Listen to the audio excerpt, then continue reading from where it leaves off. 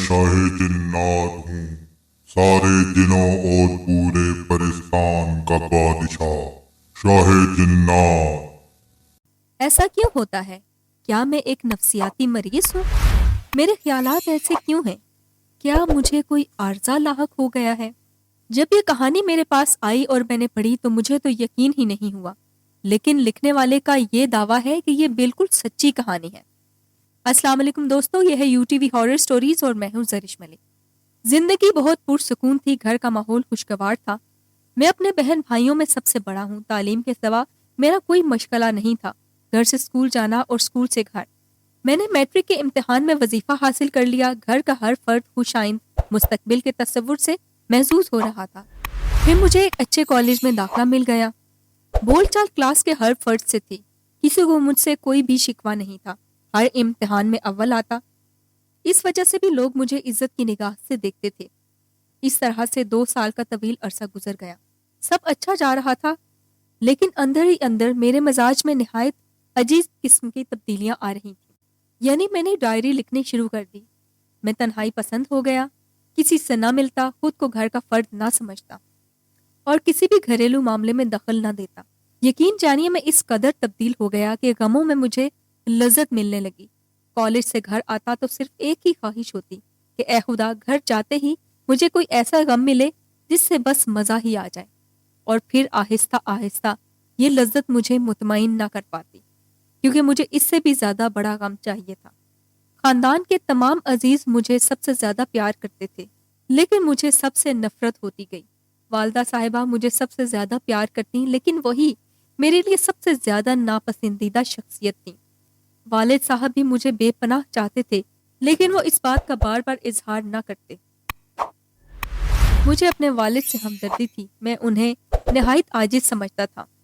سوچتا یہ تھا کہ یہ کتنے عظیم شخص ہیں کہ میری والدہ جیسی عورت کے ساتھ نبھا کر رہ رہے ہیں، جو برسوں سے بیمار جسم کا کانٹا ہے۔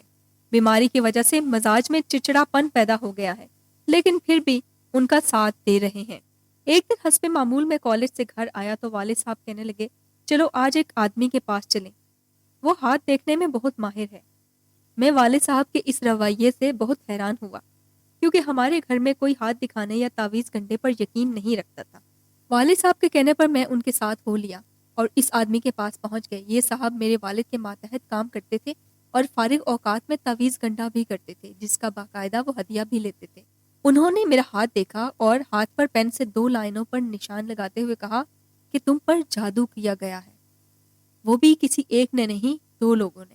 میں تو ایسی باتوں پر یقین نہیں کرتا تھا، اس لیے میں نے ماننے سے انکار کر دیا۔ خیر میں چپکے سے گھر آ گیا اور اس واقعے کو بھول گیا۔ میں نے گھر آ کر یہ کہا کہ ایسے لوگ تو بس یہی کہتے ہیں کہ تم پر جادو کیا گیا ہے، چاہے وہ بیماری ہی کیوں نہ ہو۔ لیکن گھر والے مجھ سے متفق نہیں تھے۔ ہمارے خاندان والے ہم سے بہت جلتے تھے، ہم اچھا کھاتے پیتے تھے اور اچھی تعلیم حاصل کر رہے تھے۔ یہ لوگ جادوگر کہلاتے تھے، تعویذ گنڈے وغیرہ کروانا ان کی عادت تھی، لیکن ہمیں ایسی باتوں پر یقین بھی نہیں تھا۔ 2 ماہ گزر گئے، عید پر ہم اپنے قریب عزیز کے ہاں گئے۔ عید کے 3 دن کے بعد ایک صاحب وہاں تشریف لائے۔ یہ ان کے دوست شوکت صاحب تھے، نہایت چھوٹی عمر، حال ہی میں BA کیا تھا، اپنا کاروبار کرتے تھے، لیکن نوری علم سے گہرا شغف تھا۔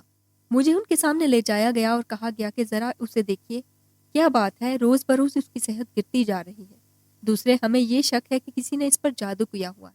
انہوں نے میرے دونوں ہاتھوں میں ایک ایک تعویذ دے کر بٹھا دیا اور کہا کہ ہاتھ کو بند کر کے زور سے دبائیں اور ہاتھ سامنے رکھیں، آنکھیں بھی بند کر دی گئیں۔ پھر انہوں نے کچھ پڑھ کر مجھ پہ پھونکنا شروع کیا۔ اس طرح چند منٹ گزر گئے، پھر پوچھنے لگے، کیوں بھائی، کچھ نظر آیا؟ لیکن میری آنکھیں بالکل بند تھیں اور سوائے تاریکی کے کچھ سجائی نہیں دے رہا تھا، اس لیے میں نے انہیں بتایا کہ یہ بوجھل ہوتے جا رہے ہیں۔ پھر انہوں نے دوبارہ پڑھنا شروع کر دیا۔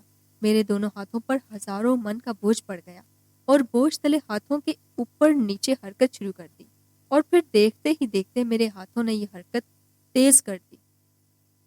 ہاتھوں نے گول دائرے میں گھومنا شروع کر دیا۔ یہ اس بات کی واضح علامت تھی کہ مجھ میں کچھ ہے۔ شوکت صاحب نے فوراً حکم دیا کہ کوئی ہے سامنے آ جائے۔ خبردار، جو ہاتھوں کو ذرا جنبش دی، ہاتھ خود بخود ہل رہے تھے، لیکن مجھے کچھ نظر نہ آیا۔ ہاتھوں کی جنبش پھر سے شروع ہو گئی۔ میں لاکھ کوشش کرتا کہ ہاتھ نہ ہلیں، لیکن میں بے بس تھا۔ میرے ہاتھ میرے بس میں نہیں تھے. ایسا معلوم ہوتا تھا جیسے کوئی قوت انہیں بڑی تیزی سے گھما رہی ہے. یہ حرکت 50 راؤنڈ فی سیکنڈ سے بھی زیادہ تھی. یہ ایک عجیب تماشا ہوا. شوکت صاحب کہتے ہیں کہ جنبش کو روکو، لیکن ہاتھوں کی حرکت اور تیز ہو جاتی تھی. اگر دایاں ہاتھ حرکت کرتا تو اسے بائیں سے رکواتے تو بایاں حرکت کرنے لگتا. یہ عمل پونا گھنٹہ جاری رہا. شوکت صاحب تنگ آگے. انہوں نے سوچا کہ میں ان کے ساتھ مذاق کر رہا ہوں، لیکن یہ غلط تھا. آخر انہوں نے مجھ سے وہ تعویذ لے لیے اور میری آنکھیں کھلوا دی. یہ منظر سب گھر والے ارد گرد بیٹھے دیکھ رہے تھے اور سب خاصے پریشان بھی تھے. اچانک میرے ہاتھ دوبارہ سے ہلنے لگے. شوکت صاحب کو یہ بات بہت عجیب لگی. انہوں نے کہا کہ اس پر کسی باہر کی چیز کا سایہ ہے جو بڑی عالم فاضل معلوم ہوتی ہے. اس پر میرا قابو نہیں آ رہا. چونکہ میرے پاس ہتھیار یعنی کہ تعویذ نہیں تھا، اس لیے میں کیا لڑتا. آج کی رات میں بیٹھ کر تعویذ بنا دوں گا اور پھر صبح اسے دیکھوں گا. دوسرے روز والد صاحب چلے گئے. اس دن ان کی چھٹی ختم ہو گئی. مجھے تاکید کر دی گئی تھی کہ میں نے اپنے عزیز کے ہمراہ وہاں جا کر دوبارہ ان سے ملنا ہے اور صورتحال سے مطلع کرنا ہے. صبح 9 بجے ہم شوکت صاحب کی دکان پر چلے گئے. انہوں نے اپنا کام چھوڑ کر میرے ہاتھوں میں تعویذ دے دیا اور پڑھنا شروع کیا. میرے ہاتھوں نے پھر وہی جنبش اختیار کر لی، لیکن یہ کوئی 1 آدھ منٹ رہی ہوگی. اس کے بعد میرے جسم نے کانپنا شروع کر دیا. گرمیوں کا موسم تھا اور مجھے اس طرح کی سردی محسوس ہوئی جیسے جنوری کا مہینہ ہو.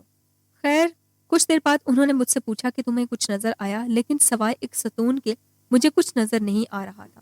یہ ایک مینار معلوم ہو رہا تھا. پھر میں نے اس کا اوپر کا سرا دیکھنا چاہا تو نظروں سے اوجھل تھا. آپ اس سے اندازہ لگا سکتے ہیں کہ اس ستون کی لمبائی کتنی ہو. شوکت صاحب نے مجھے کہا کہ میں اپنے دل میں کہوں کہ جو بھی کوئی ہے میرے سامنے آؤ. میں نے یہ دہرایا، لیکن سوائے ستون کے کچھ نظر نہ آیا. اس پر شوکت صاحب نے میرے سامنے ایک اور تعویذ رکھ دیا اور کہا کہ اس سے کہو کہ اگر تم طاقتور ہو تو اس تعویذ کو الٹا دو، ورنہ ہماری اطاعت قبول کر لو. شوکت صاحب جو کہتے جاتے ہیں میں آگے آگے دہراتا جاتا. جو ہی انہوں نے میرے سامنے تعویذ رکھا، میری آنکھوں کے سامنے روشنی ہی روشنی ہو گئی. یہ اتنی زیادہ تیز روشنی تھی کہ میری آنکھیں چندیاتی جا رہی تھیں. اگرچہ میری آنکھیں بند تھیں، لیکن تعویذ کا ایک ایک لفظ مجھے واضح طور پر نظر آ رہا تھا. میں اسے بڑی آسانی کے ساتھ پڑھ سکتی ہوں. کسی غیبی طاقت نے تعویذ کو الٹانے کی کوشش کی، لیکن وہ الٹا نہ ہو سکا. اس کا اندازہ مجھے اس طرح سے ہوا کہ تعویذ کا ایک کونا اوپر اٹھتا جیسے اسے کوئی الٹانا چاہتا ہو، لیکن الٹنے کی بجائے پھر وہ زمین پر گر جاتا تھا. ادھر میں یہ سب چیزیں اپنی بند آنکھوں سے دیکھ رہا تھا اور باقی لوگ کھلی آنکھوں سے تعویذ کو دیکھ رہے تھے.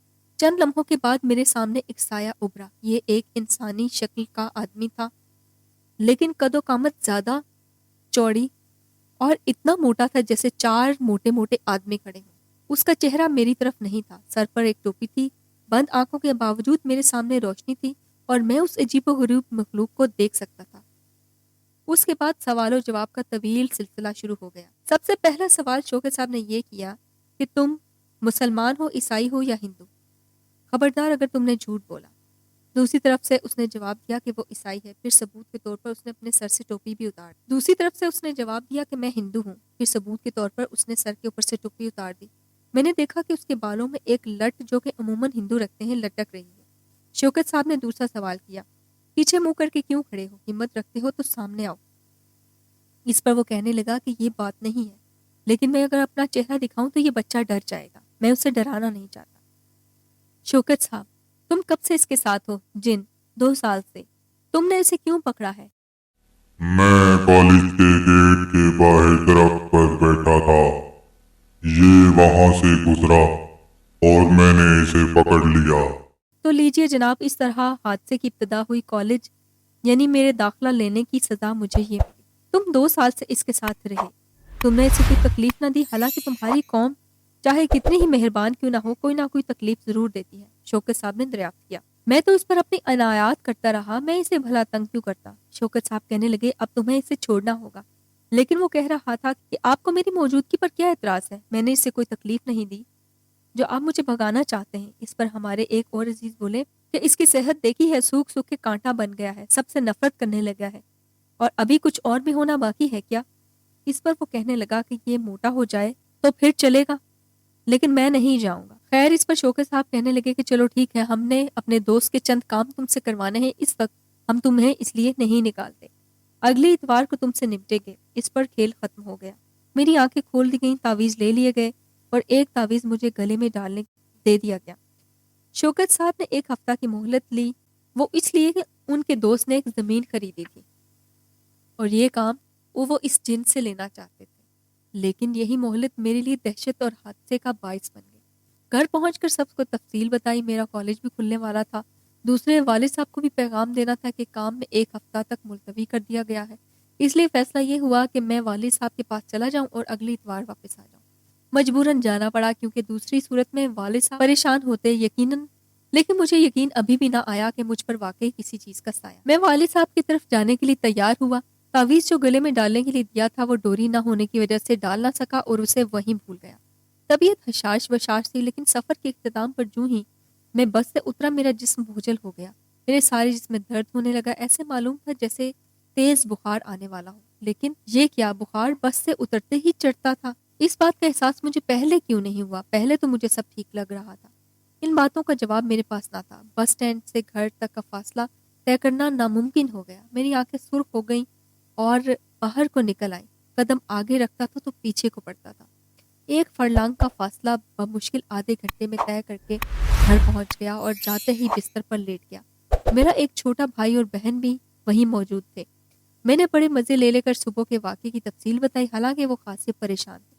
شدید قسم کے درد کی وجہ سے میں نماز مغرب تک بستر پر ہی لیٹا رہا۔ ایک عجیب قسم کا احساس مجھے بار بار پریشان کرتا رہا۔ اٹھ کر مشکل سے میں نے نماز پڑھی اور میں ڈرائنگ روم میں اپنے والد کے پاس چلا گیا۔ وہ اپنے بستر پر لیٹے ہوئے تھے، میں بھی بیٹھ گیا اور ان کے قریب رکھی ہوئی رنگین تصاویر کی ڈائری دیکھنے لگا۔ ہم سب باتیں کر رہے تھے کہ اچانک باتیں کرتے کرتے میری نظر سامنے کی جانب پہ پڑی تو میں نے کیا دیکھا کہ مجھ سے کوئی 10 گز کے فاصلے پر دروازے کے باہر وہی سایہ ہے جسے میں نے اپنی بند آنکھوں سے دیکھا تھا۔ چہرے پر نقاب ہے، صرف آنکھیں نمایاں ہیں، سر پر تاج جس میں سے آنکھوں کو چندھیا دینے والی روشنی نکل رہی ہے۔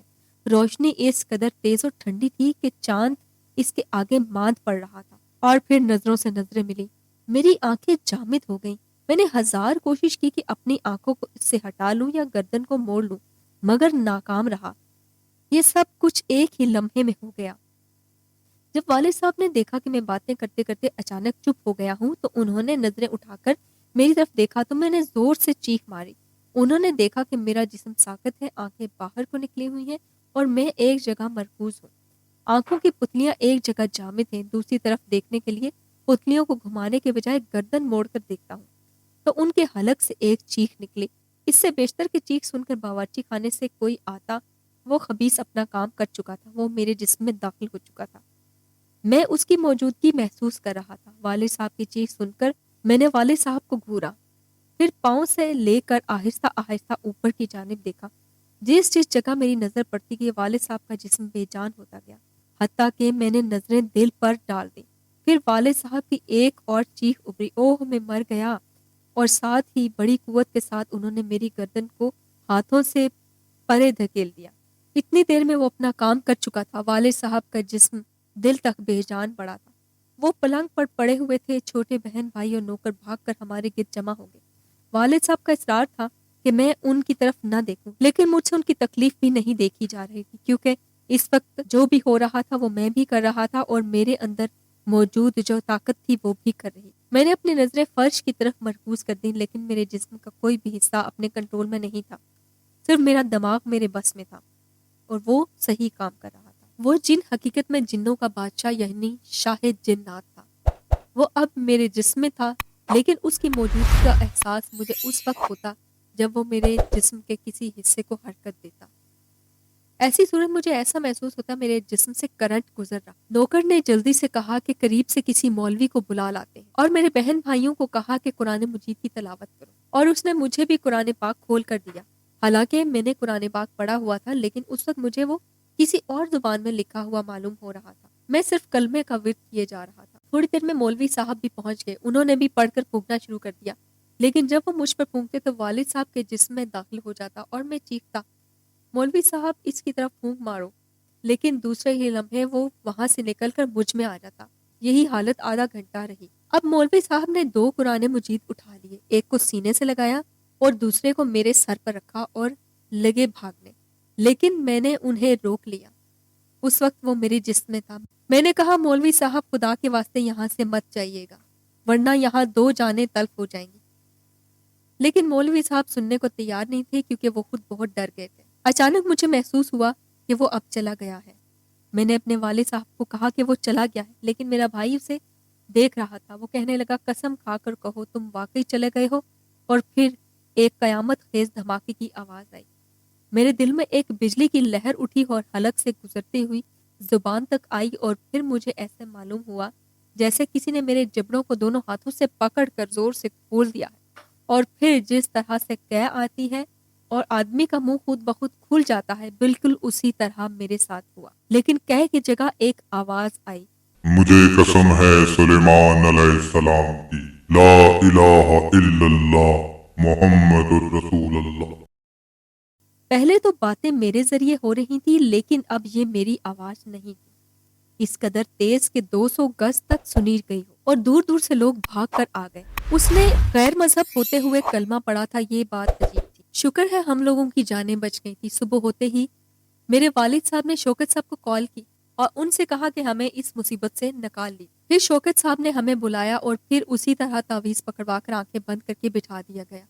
फिर मुकालमों का वसी सिलसिला शुरू हुआ, जो रात 11 बजे से सुबह 3:30 बजे तक जारी रहा। मुकालमे हू बहू वही थे। शौकत साहब, तुम कौन हो? मैं शाहे जिन्नात हूँ, शाहे जिन्नात। शाहे जिन्नात यानी जिन्नों का बादशाह। किस कबीले के सरदार हो? सारे जिनों और पूरे परिस्तान का बादशाह। क्या तुम वही हो जिसको कहा गया था कि तुम्हें इतवार को निकालेंगे, या तुम कोई और हो? हाँ, मैं वही हूँ। तो तुमने वादा खिलाफी क्यों की? हमने वादा ही कब किया था? तुमने इसे इतना तंग क्यों किया? शौकत साहब ने पूछा। शाहे जिन्नात ने कहा, तुम लोगों ने मुझे जाहिर ही क्यों किया? क्या मैंने इसे कोई तकलीफ दी थी, या मुझे निकालने पर ही तुल गए थे? शौकत साहब ने कहा, तुम हिंदू हो, फिर भी तुमने अपनी नापाक जुबान से हमारा कलमा मुकद्दस क्यों पढ़ा? शाहे जिन्नात कहने लगा कि मैंने ये तासुर देने के लिए कि मैं भी मुसलमान हूँ और एक बड़ा आलिम हूँ, ताकि मुझे कोई निकालने की जुर्रत ही ना करे, इसलिए मैंने कलमा पढ़ लिया। शौकत साहब, दूसरे लोगों का क्या कसूर था जो तुमने उन्हें भी डराया? अगर कोई दहशत से मर जाता तो फिर क्या होता? शाहे जिन्नात, यही तो मैं चाहता था। इस पर शौकत साहब का लहजा सख्त हो गया। उन्होंने अपने सामने रखे हुए तावीज को दबाना शुरू किया। उफ मेरे अल्लाह, तावीज का दबाना था कि शाहे जिन्नात की चीखें निकल गई। खुदा के लिए ऐसा ना करो। तुम्हें हजरत सुलेमान अलैहिस्सलाम की कसम, मेरी जान निकल रही है। मेरे साथ ऐसा मत करो। मुझे छोड़ दो, मुझे माफ कर दो। शौकत साहब ने फिर तावीज को दबाया और वो चीखा, ओह मेरे जोड़ तोड़ हिल कर रह गए, मेरी हड्डियां टूट गईं, खुदा के वास्ते मुझे छोड़ दो, मैं फिर कभी नहीं आऊंगा। लेकिन शौकत साहब, आप कह रहे थे मैं तो तुम्हें इसी तरह रखूंगा, मैं तुम्हें अब जाने भी नहीं दूँ। शौकत साहब का पांसा भारी था। शाहे जिन्नात की चीखें निकल रही थी। वो चीखता तो देखने वाले कहते कि मेरा चेहरा ही बदल जाता, अजीब किस्म का रंग हो जाता, यहाँ तक कि जो करीब बैठे हुए थे उन्हें भी खौफ महसूस होने लगा। पहले तो उसने हर किस्म का लालच दिया कि मैं तमाम दुनिया और परिस्तान के खजाने खोल दूंगा, तुम्हें जिस चीज की जरूरत हो मैं वही मुहैया करूंगा, चंद घंटों में तुम्हें दुनिया का अजीम तरीन आदमी बना दूंगा, लेकिन खुदा के लिए मुझे उससे जुदा ना करो। लेकिन शौकत साहब के कलाम का असर था कि अब वो मिन्नतें कर रहा था कि खुदा के लिए मुझे जाने दो, मैं कभी नहीं आऊंगा। लेकिन शौकत साहब कह रहे थे कि नहीं, मैंने तो तुम्हें अपने पास ही रखना है, मैं अब तुम्हें जाने नहीं दूंगा। खैर, इसकी तफसील बहुत लंबी है, लेकिन शायद वो मेरे कलम पर कभी ना आ सके। मुख्तसर ये कि हाथ में पेन पकड़ा दिया गया, कागज मेरे आगे रख दिया गया, आंखें मेरी बंद थी और मुझे कहा गया कि यहाँ तहरीरी तौर पर इसका इकरार करो कि तुम या तुम्हारी कौम में से अब कोई भी शख्स इस पर हमला नहीं करेगा। चुनाचे अचानक मेरे दाएं हाथ में एक बरकी रो दौड़ती हुई आई। मैं हजरत सुलेमान अलैहिस्सलाम की कसम खाता हूँ, या तो मैं या मेरी कौम का कोई भी जिन इनको तकलीफ नहीं देगा, और ना ही आज के बाद यहाँ पर आएगा। ये बात इसने 3 बार लिखी। ये कागज शौकत साहब ने अपने पास महफूज कर लिया और उसे हुक्म दिया कि वो मेरे पास दाएं हाथ में आ जाए। फिर मुझसे पूछा, کہ میں نے اقرار کیا کہ واقعی وہ میرے دائیں ہاتھ والے تعویذ میں ہے۔ اس پر شوکت صاحب نے مجھے ایک تعویذ دیا اور کہا کہ اسے آنکھوں پر پھیر کر آنکھیں کھول لو۔ میں نے ایسا ہی کیا۔ دائیں ہاتھ والا تعویذ اب میرے ہاتھ میں تھا اور آنکھیں کھلی تھی۔ شوکت صاحب نے اس تعویذ کو کھول کر پھر مجھے پکڑا دیا اور کہا کہ اب میں دیکھوں کہ کچھ ہے۔ میں نے دیکھا شاہ جنات تعویذ کے اعداد والے خانوں میں ہے۔ شوکت صاحب نے اسی وقت ماچس نکالی اور تعویذ کو آگ لگا دی اور تعویذ کے ساتھ وہ بھی جل گیا۔ جیسے ہی تعویذ کے ساتھ وہ بھی جلا، مجھے محسوس ہوا جیسے میرے جسم سے جان نکل رہی ہو اور پھر میں بے ہوش ہو گیا۔ تھوڑی دیر بعد ہوش آیا تو میں نے اپنے عزیزوں میں گھرا ہوا اپنے آپ کو دیکھا، لیکن اب میں بخیریت تھا اور شوکت صاحب میرے قریب بیٹھے ہوئے تھے۔ تو دوستوں، کیسی لگی آج کی کہانی؟ اگر کہانی اچھی لگی ہو تو کہانی کو لائک کرنا اور میرے چینل کو سبسکرائب کرنا نہ بھولیے گا، کیونکہ یہاں آپ کو ملے گی ہر روز ایک نئی کہانی۔ تو میں پھر آؤں گی کسی ڈراؤنی کہانی کے ساتھ۔